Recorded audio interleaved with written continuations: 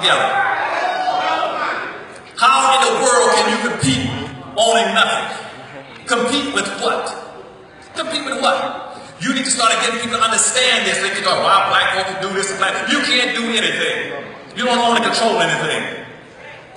We are zero producers and 100% consumers. We are vulnerable. You got groups around this world now. That's what all this turmoil in the Middle East and around this country is about. You got to understand what it's about. It's about globalization, integration, and also what we call extermination. You got groups, what is called the Beckenberg Group, or the Trilateral Commission, or the Council of 300, or the Illuminatis. They are talking about exterminating the non-producers on this earth. They're going to think they're wiping you out. The non-producers. Nobody is more non-producer than black folk. Right. That's why you see all this thing about all the germs and diseases cropping up in Africa. You think that's accidental. Statistics shows us through research that by the year 2020, there's a large possibility that almost 50% of all the black people on earth in Africa, Caribbean, and America, you're going to disappear. You're going to disappear as either a direct or an indirect result of man-made catastrophes or natural disasters. Because you're totally ill-equipped to look out for yourselves. That's right. You haven't got a pot or a window to throw it out. The four things you must control, I started getting into economics in a few minutes. To be able to survive and compete on this earth, you must at least dominate and control at least four things. You must have control over water, food, energy, and medicine. You don't control any of those things. You're sitting here every day in Philadelphia, depending on other people to feed and clothe you, and going around the country bragging about how far you've come. I have never heard insanity like that in my life. You can't even wake up in the morning without going to somebody else's store to get food, get gas. Come on, people. You don't produce anything. Nope. So when I start talking about economic development in a few minutes, you better learn how to own and control. Forget all this other crap you hear about social integration and talking about civil rights. Those are the worst things that could possibly happen to you. There is no power in social integration. That is a negative. That's a negative. Why is social integration a negative? Because it is divisive. It divides you. You're living in a world that's based on teamism.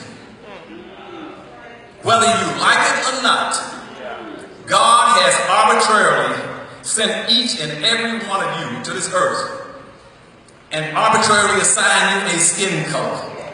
You're on a skin color team. Every animal, every insect, and every fowl plays as a team, except black folk.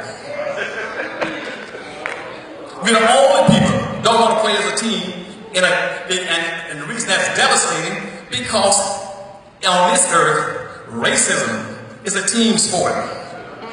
Economic building wealth is a team sport. Go ahead.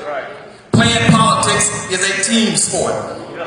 Why in the world are you dividing yourselves up talking about, I'm going to go social integrate? For what?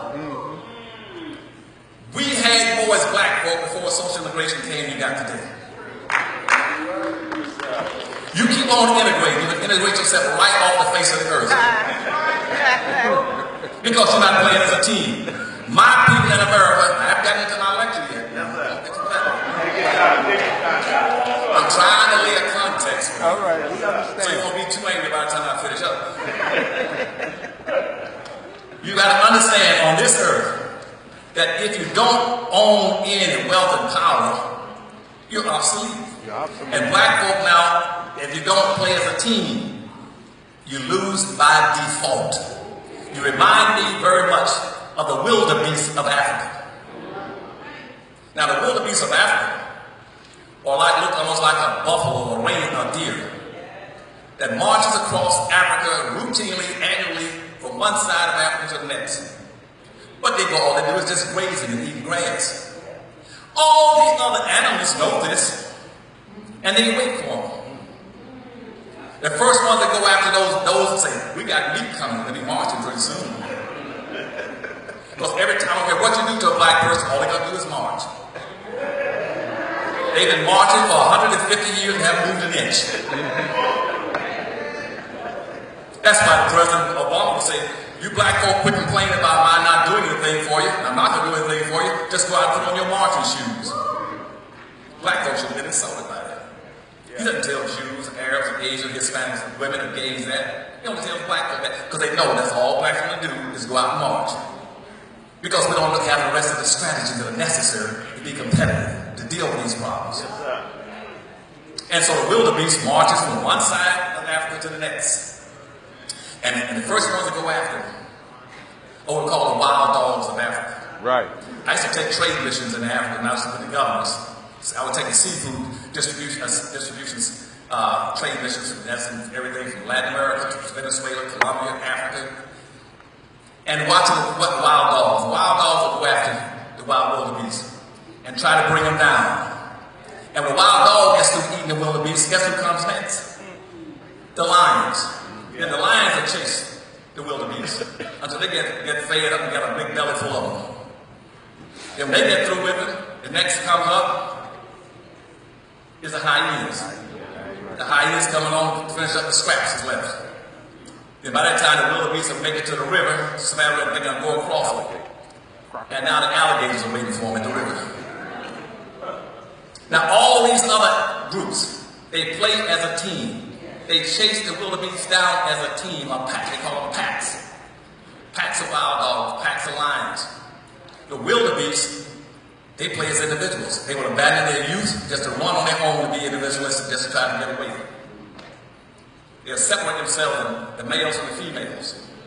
And everybody feeds off of them. And black folk remind me of that. We will run together just to save our individual selves. We don't play as a team.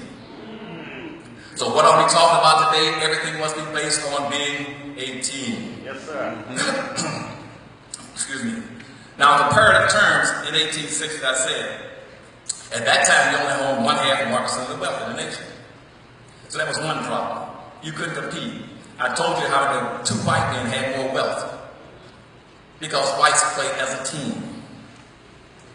The white woman, for instance, for every dollar that the white woman has to run a household, the black woman has 2 cents. For the black male, for every dollar, he has 5 cents.